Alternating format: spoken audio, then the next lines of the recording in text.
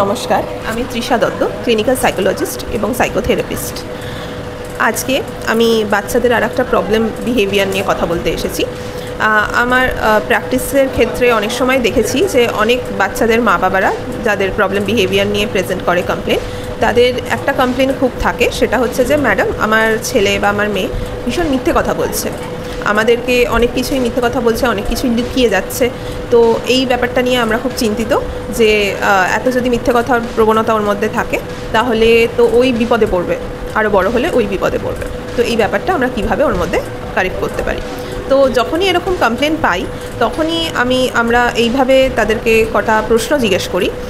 তার মধ্যে প্রথম জায়গাটা হচ্ছে এটা জিজ্ঞেস করা যে আপনার বাচ্চা যখন কোনো ভুল করে সেই সময় আপনি ওর সাথে কীভাবে রেসপন্স করেন।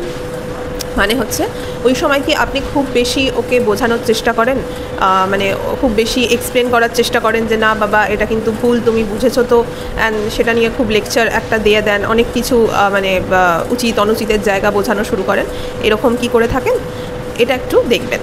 কারণ অনেক সময় বাচ্চাদের এই টেন্ডেন্সিটা থাকে যে বেশি এক্সপ্লেনেশন ওদের ভালো লাগে না, অ্যান্ড সেই এক্সপ্লেনেশনটা এড়ানোর জন্য, সেই লেকচারিং বিহেভিয়ারটা আপনার দিক থেকে এড়ানোর জন্য সে মিথ্যে কথা বলে দেয়। নেক্সট আর একটা কি, যে যখন আপনার বাচ্চা মিস্টেক করে তখন কি আপনি এটা করেন যে তাকে ভীষণ, মানে আপনি তার মিস্টেকটা শুনে নিজে ভীষণ হাইপার হয়ে গেলেন, ভীষণ রেগে গেলেন, অ্যান্ড আপনি কাম রাখতে পারলেন না, নিজেই ভীষণ টেন্সড হয়ে গেলেন যে এরমভাবে এই ভুলটা এরমভাবে করলো। যদি এটা হয়ে থাকে তাহলে বলবো যে বাচ্চারা কিন্তু অনেক সময় বাবা মায়ের ওই মানে আপনাকে অতটা বেশি হাইপার দেখতে চায় না। মানে অনেক সময় মানে ওরা মনে করে যে আপনি বোধহয় তাদের সত্যি কথাটা আপনি হ্যান্ডেল করতে পারবেন না, আপনি ইমোশনালি সেটা হ্যান্ডেল করতে পারবেন না, তাই জন্য অনেক সময় তারা মিথ্যে কথা বলে দেয়। আর একটা জিনিস লক্ষ্য করবেন যে যখন ও আপনাকে নিজের ভুলটা বলছে বা ভুলটা স্বীকার করছে বা কোথাও থেকে আপনি তার ভুলটা জানতে পারলেন, তখন আপনি কি ওর ওপর ভীষণ রেগে যাচ্ছেন বা ভীষণ হার্শ কোনো ওয়ার্ড ইউজ করে মানে ওকে হার্ট করে ফেলছেন।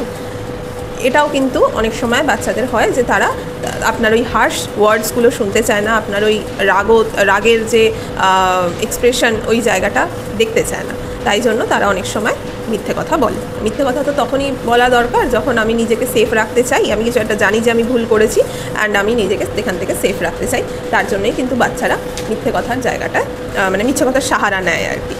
তো এটার জন্য আমাদের কি করণীয় তাহলে, যে তাহলে ওরা যখন কিছু একটা ভুল করবে সেটা যদি আমরা ধরতে পারি বা ওরা নিজেও এসে যদি বলে, তাহলে আমাদের দিক থেকে রেসপন্সটা সবসময় খুব কাম, কিউরিয়াস, মানে জাস্ট জানার চেষ্টা করব যে কী ঘটেছিল, কী হয়েছিল, অ্যান্ড ওদের প্রতি কাইন্ড থাকতে হবে।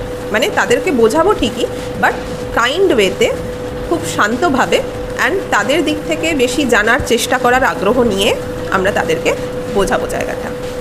অ্যান্ড মাথায় রাখতে হবে যে যদি আমরা তাদের কোনো মানে মিস্টেক কারেক্টও করতে চাই বা তাদের কোনো বাউন্ডারিও তৈরি করে দিতে চাই, তখনও কিন্তু রেগে গিয়ে করলে সেটা হবে না বা খুব হার্শ ওয়েতে বললে হবে না, খুব কাইন্ড অ্যান্ড কাম ওয়েতে তাদেরকে জায়গাটা বোঝাতে হবে। আশা করছি এই বিহেভিয়ারটা আমরা যদি প্র্যাকটিস করি আমাদের দিক থেকে, তাহলে বাচ্চাদের মধ্যেও মিথ্যে কথা বলার প্রবণতাটা অনেক কম হবে।